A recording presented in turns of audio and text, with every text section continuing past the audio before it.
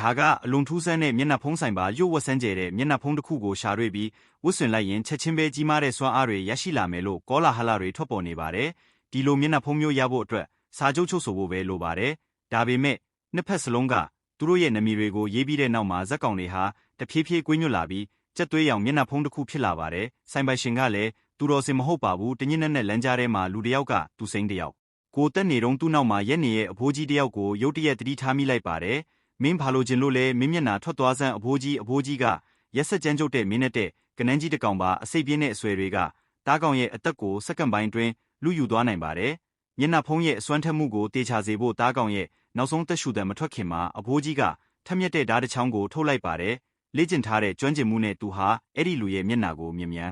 ဆန်ဆန်လိဖြတ်လိုက်ပါတယ်။ဆိုင်ကိုပြန်ရောက်တော့နားမလည်နိုင်တဲ့ဂါထာတစ်ခုကိုရွတ်ဆိုပါတယ်။ဒါကြောင့်ကြီးမားတဲ့စွမ်းအားတွေနဲ့ပြည့်နဲ့နေရဲ့မျက်နှာဖုံးတစ်ခုကိုဖန်တီးခဲ့ပါတယ်။ဒီတစ်ခါတော့စာချုပ်ကိုလက်မှတ်ရေးထိုးသူကနဗန်းသမားမပါသူဟာကွင်းထဲမှာပြိုင်ဘက်တွေရဲ့ခုံအုပ်တိုက်ခိုက်ခြင်းကိုအဆက်မပြတ်ခံနေရတယ်။သူဘလောက်ပဲစ조사အလွယ်တကူလဲကျသွားတယ်။အဆက်မပြတ်ထိုးနှက်မှုတွေကြောင့်ရှုံးနိမ့်မှုပဲခံစားရတယ်။နဗန်းသမားတယောက်အနေနဲ့သူတို့အားလုံးကကွင်းကိုနိုင်ရဖို့တောင်းတခဲ့ကြတယ်။ကံမကောင်းစွာပဲသူဟာစာချုပ်ပါမျက်နှာဖုံးအကြောင်းသိသွားပြီးတွန်းဆုတ်ခြင်းမရှိပဲသူ့နာမည်ကိုလက်မှတ်ရေးထိုးပေးခဲ့တယ်။မျက်နှာဖုံးရတဲ့အခါဆိုင်ရှင်ကသူ့ကိုအကြံဉာဏ်တစ်ခုပေးခဲ့တယ်။ဒီမျက်နှာဖုံးဟာကွင်းပြင်ပမှာဘယ်တော့မှထပ်မဖြစ်သင့်တော့ဘူးမတ်ဟာနက်နက်ရှိုင်းစဉ်းစားမိပေမဲ့မကြခင်မှာပဲအဖိုးကြီးရဲ့သတိပေးချက်ကိုလုံးဝမေ့သွားတယ်။မကြခင်မှာပဲပွဲစဉ်အစ်တစ်ခုရောက်လာတယ်။ဒီတစ်ခါတော့မတ်ကဝေဖန်တိုက်ခိုက်မှုတွေကိုခံရတဲ့သူမဟုတ်ဘူးသူကထိုးနှက်ချက်တွေကိုပြင်းပြင်းထန်ထန်တုံ့ပြန်နေတာအားမဆိုင်ထုတ်ပဲလှုပ်ရှားမှုအနေငယ်နဲ့သူ့ပြိုင်ဘက်ကိုဖျာပေါ်လဲကျသွားစေခဲ့တယ်ပြီးတော့သူ့လေပင်ကိုခုထိုင်ပြီးနောက်ဆုံးထိုးနှက်ချက်ကိုပေးလိုက်တယ်